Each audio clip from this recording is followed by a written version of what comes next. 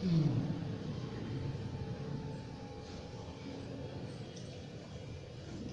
नमः शिवाय। संकल्प वाणी का उच्चारण करेंगे। राम नाम का करो निवेला, राम नाम का करो निवेला,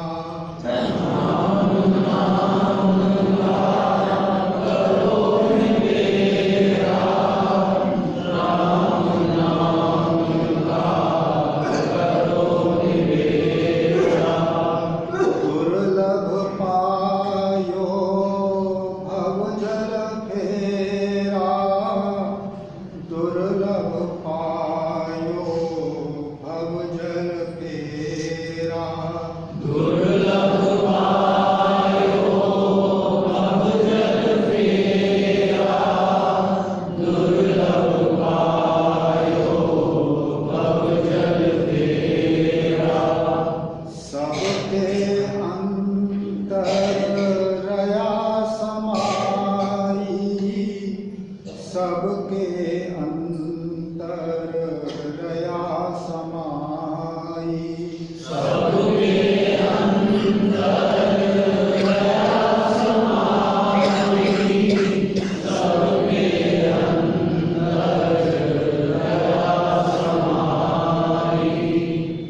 रमता राम कोई गुनी धियाई, रमता राम कोई गुनी धियाई, रमता राम कोई गुनी धियाई, रमता राम कोई गुनी धियाई।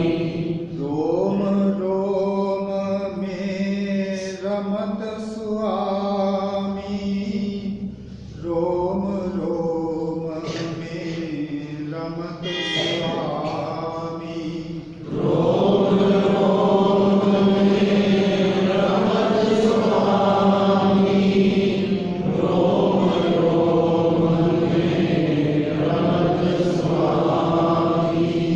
राम नाम भज अंतर्यामी, राम नाम भज अंतर्यामी, राम नाम भज अंतर्यामी, राम नाम भज अंतर्यामी। ऐसा राम विचारे जोई, ऐसा राम विचारे जोई, ऐसा राम विचारे जोई, ऐसा राम विचारे जोई। आवागमन का संशा खोई, आवागमन का संशा खोई, आवागमन का संशा खोई, आवागमन का संशा खोई। रोम रोम में शब्द गुंजारे, रोम रोम में शब्द गुंजारे, रोम रोम में शब्द गुंजारे, रोम रोम में शब्द गुंजारे।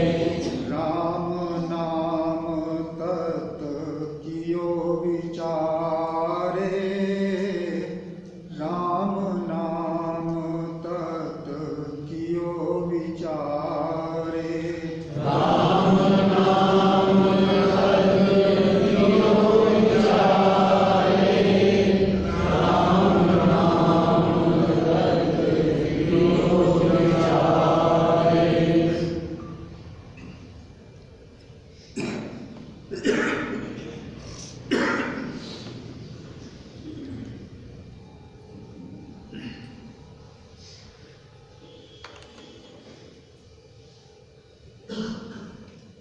संसार में आकर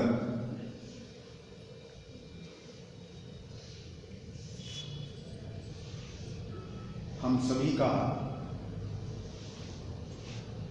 एक अनुभव कॉमन है।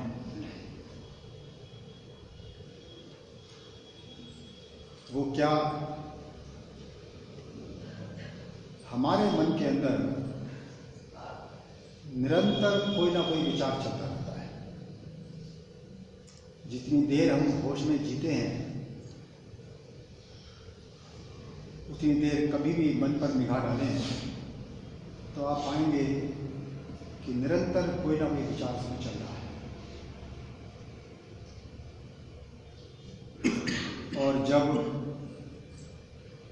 कोई ऐसा विचार चलता है जो दुख पर आधारित है, अर्थात कोई काम मेरा बिगड़ने वाला है या बिगड़ने की संभावना है, किसी ने मेरा अपमान कर दिया तो क्रोध का विचार चल रहा है, कोई बड़ा सुख मिल गया तो उस सुख का चिंतन चल रहा है। आप पाएंगे कि मन के अंदर ये विचार कभी नहीं रुकता, ये निरंतर चलता है।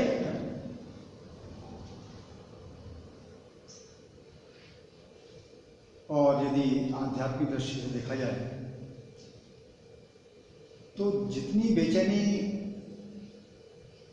दुख के विचार में होती है, वास्तव में उतनी ही बेचैनी सुख के विचार में भी होती है। इसका एहसास तो तब होता है रात्रि को यदि हम सोने की तैयारी करें अपने निश्चित समय पर, दिन में कोई बड़ा सुख मिल गया है आपको, जैसे किसी विद्यार्थी ने बड़ी तैयारी की और वो चाहता था मेरे किसी तरह से 90% से ऊपर नंबर आ जाए, तब मेरा किसी अच्छे कॉलेज में सिलेक्शन हो सकता है। यदि उसके 95% मार्क्स आ जाएं तो अंदर से उसको इतनी खुशी होती है, उस रात्रि को जब सोने के लिए लेटता है अपने निश्चित समय पर, तब उसको नींद नहीं आती। वो ऐसा सुख मिला है उसको कि उस सुख की कल्पना और उस सुख से जुड़े हुए जो कार्य है, जो भविष्य है, मन में निरंतर उसका विचार चलता रहेगा, उसकी प्लानिंग चलती रहेगी और वो देखेगा कि नींद जो सबसे प्रिय चीज है मनुष्य की, वो उससे छीन गई। इसी प्रकार आपका कोई बड़ा नुकसान हो जाए, बड़ा दुख मिल जाए, सोने के वक्त आप उस दिन भी यही पाएंगे, वो दुख का विचार, एक विचार पता नहीं कितने विचारों को जन्म दे रहा है, घंटों निकल जाते हैं कि नींद नहीं है। और मन करता है किस तरह नींद आ जाए, गहरी नींद, तो चैन नहीं। तो आम तौर पर हम इस बात पर विचार नहीं करते, लेकिन सत्पुरुष जब कहते हैं कि मनुष्य संसार में दुखी है तो वो किस आधार पर कहते हैं? वो इस मानसिक आधार पर ही कहते हैं। मानसिक बेचैनी मनुष्य की निरंतर बनी रहती है। सुख के बाद दुख और दुख के बाद सुख लिए निरंतर आते जाते हैं। तो इसीलिए वाणी इसी बात का निर्णय कर रही है कि मनुष्य क्यों बेचैन रहता है। वाणी कह रही है, आशा माही जग आए, चले निराशे अंत, प्रभु माया अपार है, नित दुखिए सब जगत। जितने भी जीव हैं, हम सब जानते हैं कि निरंतर कोई ना कोई आशा मन में पलती ही रहती है। ये प्रक्रिया निरंतर चलती है, चाहे वो छोटे छोटे कामों के रूप में चले या बड़े लक्ष्य के रूप में चले, लेकिन आशा हम कह सकते हैं कि सुख की आशा या काम बनने की आशा, भविष्य अच्छा होने की आशा। लेकिन आशा मन के अंदर निरंतर पलती रहती है और हम सबका अनुभव है प्रैक्टिकली, सुबह से लेकर रात तक एक कर्म का बोझ लेकर जीते। मान लिया ड्यूटी पर जाना है तो मुझको पता है कि ड्यूटी पर जाने पर कितनी जिम्मेदारी निभानी पड़ती है, और कोई नहीं कहेगा कि ड्यूटी पर जाने का सुख होता है। हर व्यक्ति यही याद करता है कि ड्यूटी खत्म हो तब मैं घर पहुंचूं। ड्यूटी के मुकाबले वो घर पर चैन को नजर आता है।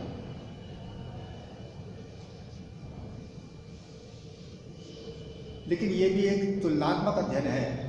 सत्य यह है कि आप कुछ भी कर लो, मन के अंदर संतोष नहीं रहता। ये मन के अंदर ये तुलनात्मक दृष्टि, तुलनात्मक विचार निरंतर चलते रहते हैं। जैसे ड्यूटी के मुकाबले में घर का वातावरण अच्छा लगता है, और घर में बैठे रहें तो घर के मुकाबले में कहीं घूमने के लिए चल देता हूँ तो मेरे अंदर वो वातावरण याद आता है कि घूमने जाऊँगा तो मुझको सुख मिलेगा। तो हर परिस्थिति में मनुष्य अपने आप को पाता है, तो आगे की राह देखता है, वर्तमान में वो उस शांति को महसूस नहीं करता जिस शांति को वास्तव में हम चाहते हैं। तो उसी को वाणी कह रही है कि आशा माही जग आए चले निराशे हम। तो पूरा जन्म से लेकर मृत्यु तक का उन्होंने ये एक दोहे के अंदर ये वृत्तांत लिख दिया कि जन्म से लेकर मृत्यु तक मनुष्य बेचैनी लेकर ही जीता है। प्रभु माया अपार है नित दुखिए सब। और ये प्रभु की जो माया है, ये नाम रूपात्मक जो संसार है, कहते हैं ये अनलिमिटेड है, अपार है। इसमें जो भी मनुष्य आया है वो दुखी जीवन ही व्यतीत करता है, अर्थात बेचैनी लेकर ही जीता है और बेचैनी लेकर ही संसार से विदा होता है। तो इसीलिए वो इस मन की शांति कैसे मिले, मन इस बेचैनी से, मैं इस बेचैनी से कैसे बचूं, इसका रास्ता सतपुरुष कहते हैं कि वो संसार में नहीं, क्योंकि संसार द्वंद्व रूप है। हर चीज आप देखिए, दिन है तो रात है, सर्दी है तो गर्मी है, सूखा है तो बरसात है, सुख है तो दुख है, जन्म है तो मृत्यु है, जवानी है तो बुढ़ापा है। हर चीज का द्वंद्व इस संसार में मौजूद है, और उस द्वंद्व में से एक चीज मैं चाहता हूं, एक नहीं चाहता हूं। जब पूरी सृष्टि में हर चीज द्वंद्व रूप है, हर चीज का अपोजिट साथ ही मौजूद है, तो तुझको तेरे ही मन चाही चीजें कैसे मिल सकती है, तेरा मन चाहा वातावरण कैसे मिल सकता है। इसलिए यदि तूने जीने की कला सीखनी है तो तुझको वो कला सीखनी पड़ेगी कि जहां सुख दुख तेरे लिए समान है, दोनों हाथों में तू चैन से जी सके।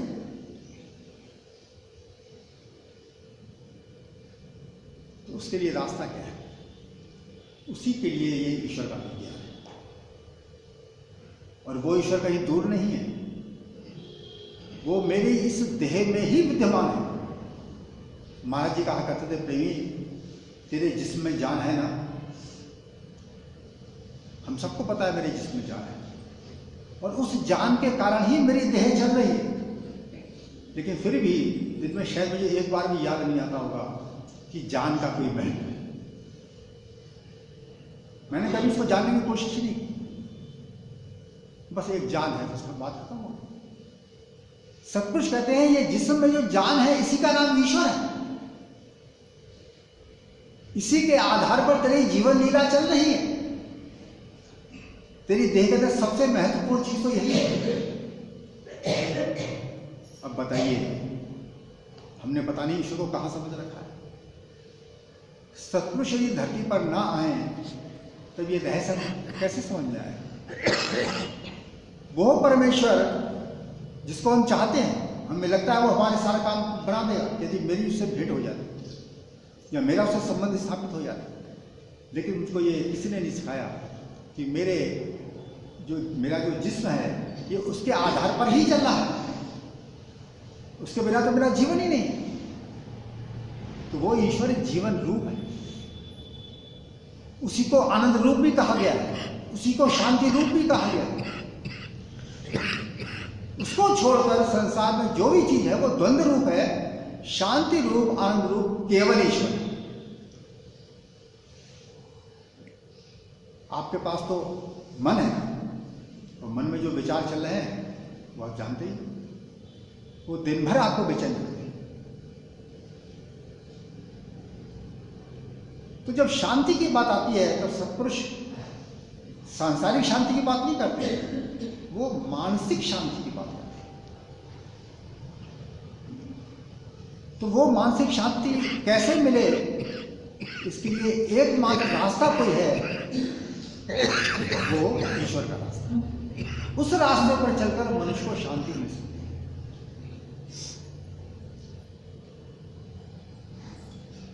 आप देखिए कि श्वास का जो विज्ञान है और मन का जो विज्ञान है, इसका एक्सप्लेनेशन योग मार्ग में मिलता है।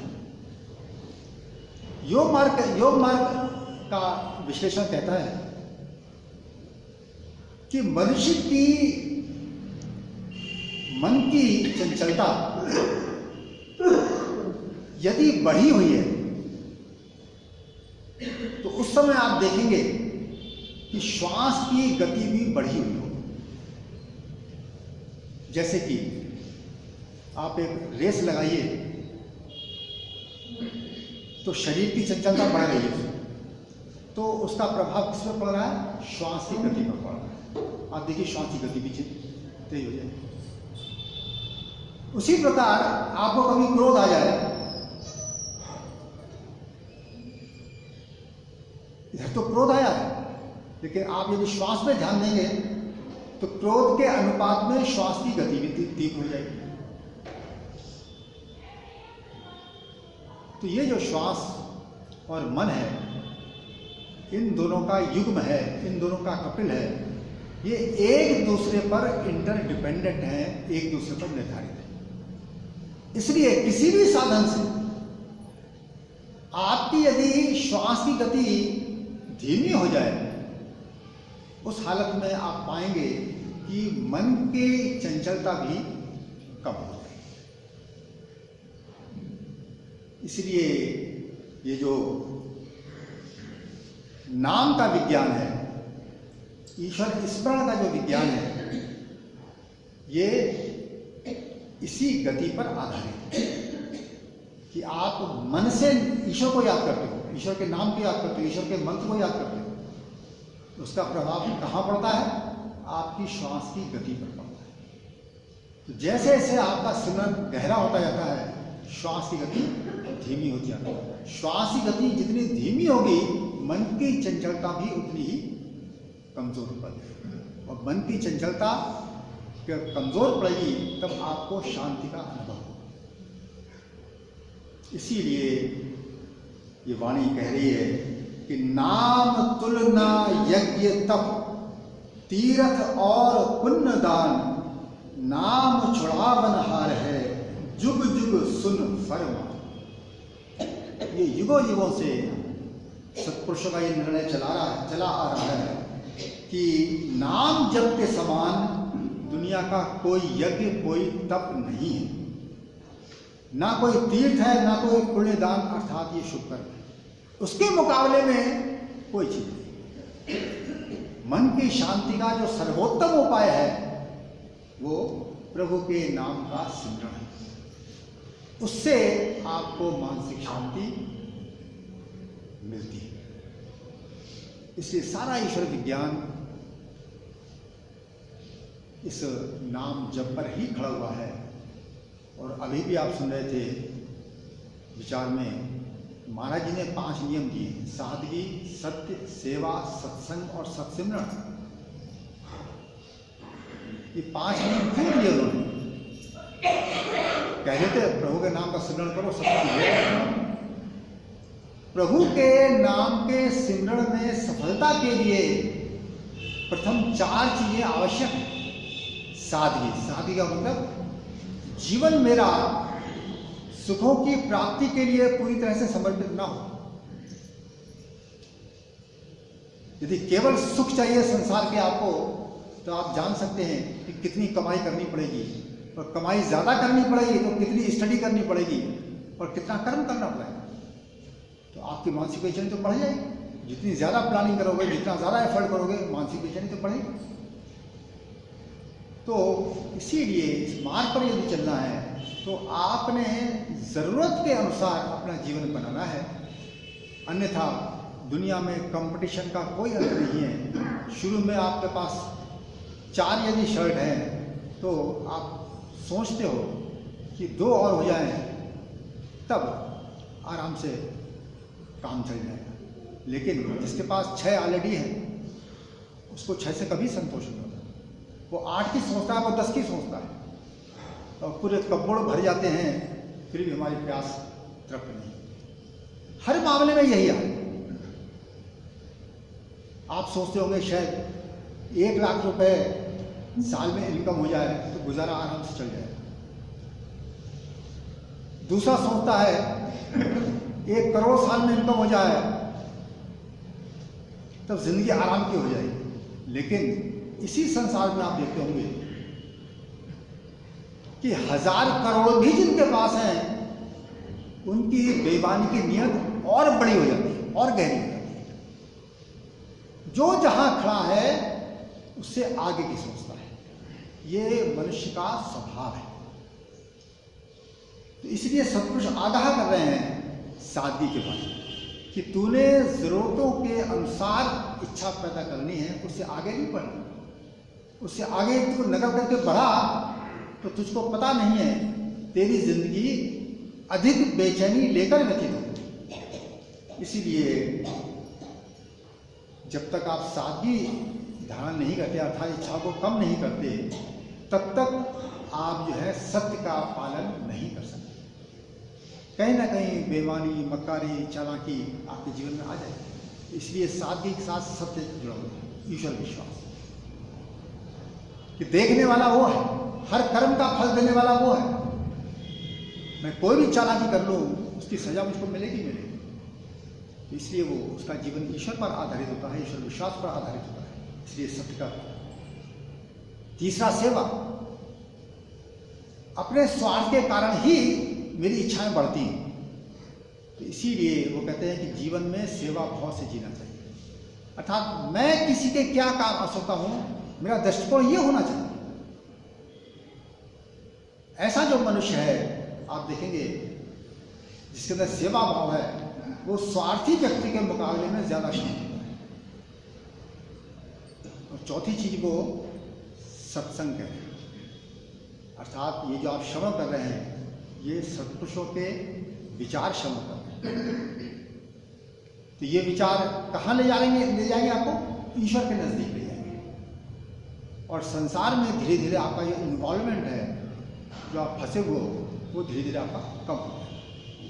तब ऐसे वातावरण में, मन का जब ऐसा वातावरण होगा, तब आप ईश्वर का सिमरन करने लायक बन पाओगे।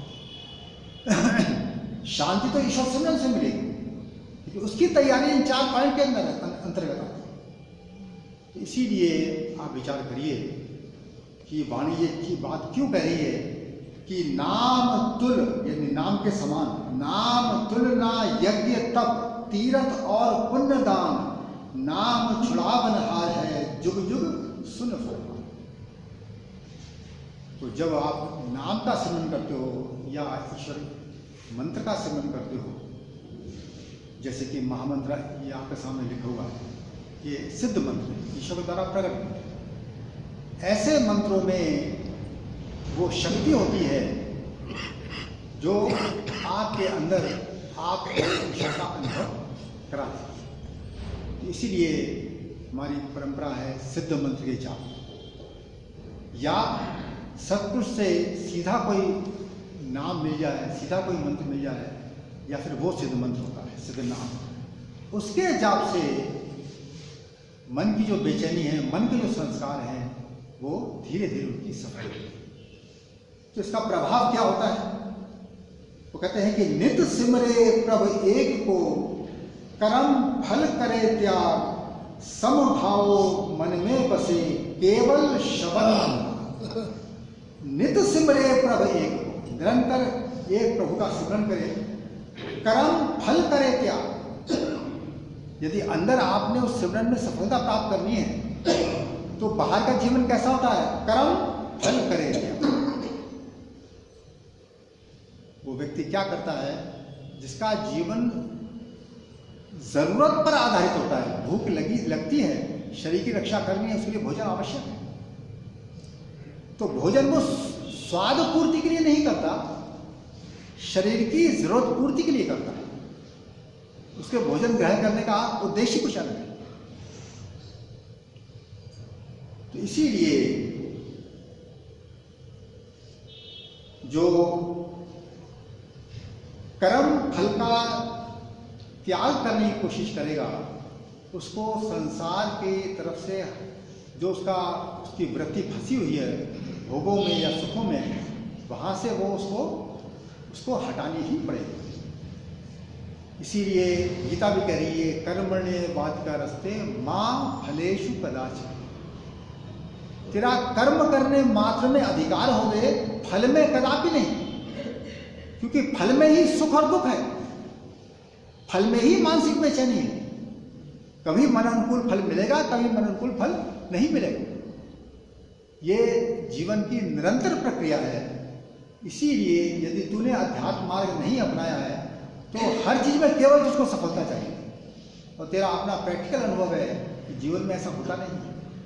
आधी चीजों में सफलता मिलती है, आधी चीजों में विफलता मिलती है। आधे काम तेरे मन अनुकूल होते हैं, आधे प्रतिकूल होते हैं। आज का जो सुख है वो कल को दुख में बदल जाता है। जवानी यदि है, सुख है ना, ऐसा जवानी का सुख होता है, और बढ़ पाएगा तो बुढ़ापा दुख रूप। जवानी के मुकाबले में बुढ़ापा दुख रूप है। तो ये ऑटोमेटिकली ये चैनल संसार में चल रहा है। मैं उसमें से एक को पसंद करता हूं, एक को नापसंद करता हूं। इसी को अध्यात्म में राग और द्वेष कहते हैं। तो राग द्वेष में फंसा हुआ मन, उसकी बेचैनी सदैव बनी रहेगी, चाहे आप संसार में कुछ भी क्यों ना करें। इसलिए रावण जैसा सफल व्यक्ति भी केवल बेचैनी लेकर जिया। उसकी कथा हमको पता है, उसका जीवन हमको पता है। तो असंतोष लेकर ही मरा वो, असंतोष लेकर ही जीवन जिया। तो वो रावण क्या है? वो मन की वासना ही रावण है, जो मेरे मन के अंदर पल रही इच्छा। इसलिए इस रावण से यदि इस दुख से छुटकारा प्राप्त करना है तो रास्ता ये है कि नित सिमरे प्रभ एक को, कर्म फल करे त्याग, समभाव मन में बसे, केवल शब्द अन्न। तो जब तेरे अंदर सुख दुख में समभाव आ जाता है, सुख दुख तेरे लिए एक जैसे होने लगते हैं, तो उसमें प्राप्ति क्या होती है? उसमें उस समय तेरे मन के अंदर जब उनके प्रति समभाव या एक जैसा भाव आता है, तब अंदर प्राप्ति क्या होती है? केवल शब्द अन्न। तो उस समय जो वाणी पाठ कर रहे थे कि राम नाम का करो निबेड़ा, दुर्लभ पायो भवजल फेरा,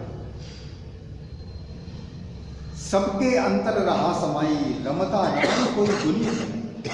वो राम मेरे इस रोम रोम के अंदर रमा हुआ है। उसी को अध्यात्म में शब्द ब्रह्म करके कहा जाता है, शब्द रूप परमेश्वर करके कहा जाता है। लेकिन मुझे उसका अनुभव नहीं होता।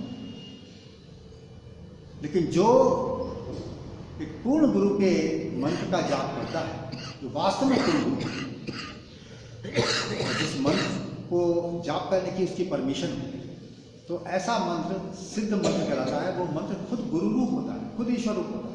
तो ऐसे मंत्र का जाप करने से क्या होता है, धीरे धीरे आपके जो श्वास की गति है, वो जितनी श्वास अंदर जा रही है उतनी ही श्वास बाहर आती है। इसको समगति कहते हैं। तो ये समगति आपकी श्वास की कब होती है, जब आपके मन के अंदर या आपका मन ऐसी स्थिति में पहुंच जाता है कि आप देखते हैं कि मानसिक बेचैनी आपकी काफ़ी कम होती है। उसका प्रैक्टिकल अनुभव करता है कि मानसिक बेचैनी पहले के मुकाबले में आप पाएंगे कि काफ़ी कम होगी। तो आपको अंदाज नहीं लगता। मानसिक बेचैनी जैसे जैसे कम होगी, श्वास की गति भी वैसे वैसे कम होती चली जाएगी। और ये योग मार्ग में वर्णन आता है कि एक स्थिति ऐसी आती है सिमरन करते करते कि जितनी श्वास अंदर जाती है उतनी श्वास बाहर आती है। इसको श्वास की समगति कहा। तो जब ये श्वास की समगति होती है, तब योग मार्ग के अनुसार मेरा जो ये नाभि चक्र है, जहाँ से पूरी देह में सारी नाड़ियाँ जो है वो आप देखते होंगे कि बच्चे का जन्म होता है, जन्म से पहले वो माँ के गर्भ के अंदर इस नाभि के बल पर ही जीता है। सारी नाड़ियाँ उसकी नाभि से ही उसका जीवन का संचार करती हैं और वो पेट के अंदर जीवित रहता है। तो जब ये व्यक्ति संसार में आता है, तब ये नाभि उसकी बंद हो जाती है, तो फिर वो नाक से श्वास लेना शुरू कर देता है। बाहर की वृत्ति उसकी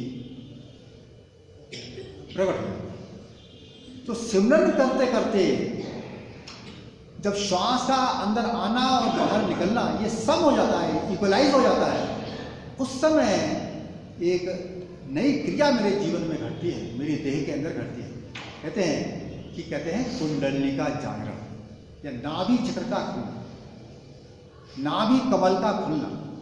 तो उस समय इस देह के अंदर एक नई अनुभूति होती है, नया अनुभव होता है, जिसको कहते हैं कि शब्द का प्रगट।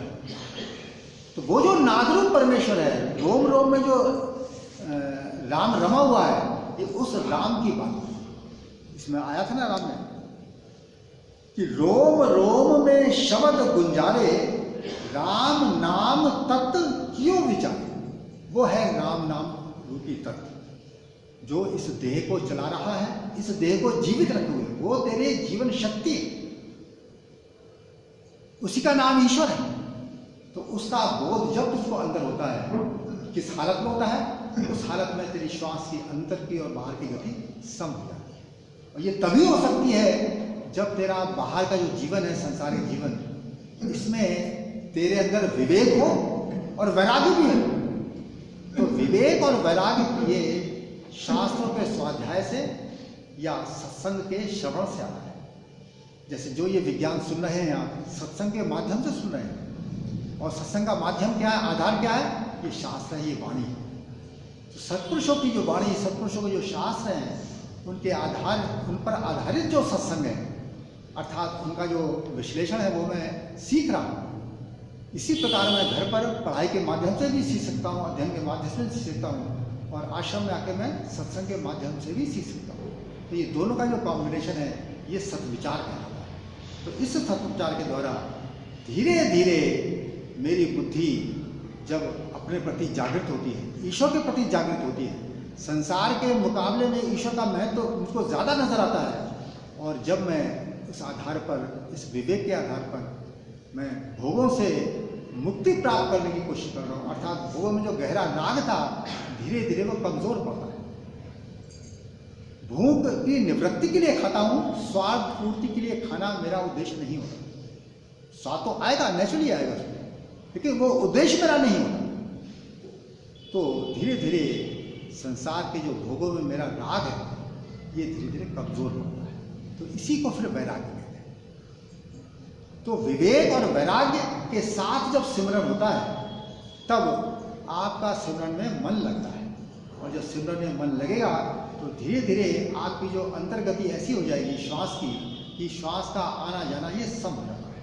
उस हालत में ये ऑटोमेटिकली प्रभु कृपा करते हैं कि तुम्हारा जो नाभि चक्र है उसको खोल देते हैं। इसी का नाम है कुंडलिनी जागरण। और इसी को वाणी कह रही है कि नाभ कमल है अचरज थाना, जामे बसया श्री भगवाना, जा से उपजे श्वास का थंबा, सुरती खेले खेल अचंबा। ये वाणी उस योग मार्ग को बयान करती है। तो ईश्वर का जो प्रथम अनुभव है मुझको तब इस देह के अंदर होता है। और जैसे जैसे मैं शास्त्रों के मार्गदर्शन के अनुसार, गुरु के मार्गदर्शन के अनुसार आगे प्रगति करता हूँ, मेरी साधना गहरी होती चली जाती है।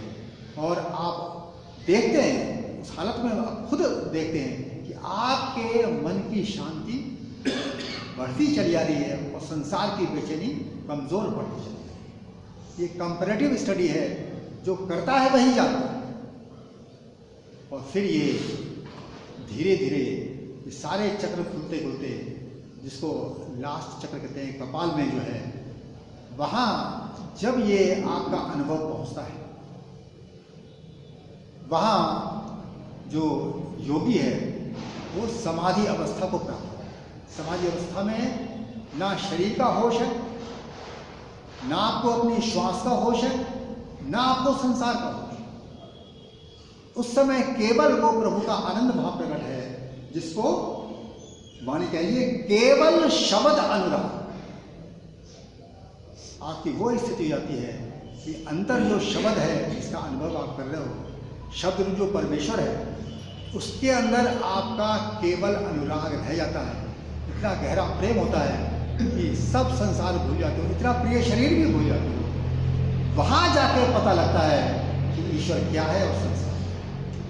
फिर वहाँ से यही मनुष्य, एक दिन जो साधारण जीव था, वो उस स्थिति को छोड़ना ही नहीं चाहता। इसलिए वाणी उसकी अवस्था का बयान कर रही है कि योगी रोए समाधि को छोड़े, प्रभु का हुक्म विसार। वो संसार में आके दुखी होता है। उस आनंद के मुकाबले में, उस शांति के मुकाबले में संसार क्लेश रूप है, अशांति रूप। तो इसलिए सारी वाणी उस अवस्था के मुकाबले में आपको बता रही है कि संसार, पूरा का पूरा संसार किस प्रकार का, किस प्रकार बेचैनी पर आधारित है। इसलिए जैसे जैसे हम वाणी को श्रवण करते हैं, ईश्वर विज्ञान को श्रवण करते हैं, वैसे वैसे हमारी इसमें आस्था बढ़ती है और अपने जीवन को हम सत्पुरुषों के मार्गदर्शन अनुसार बनाने की कोशिश करते हैं। तब जाकर दिशा प्राप्त होती है। ओम ब्रह्म सत्य।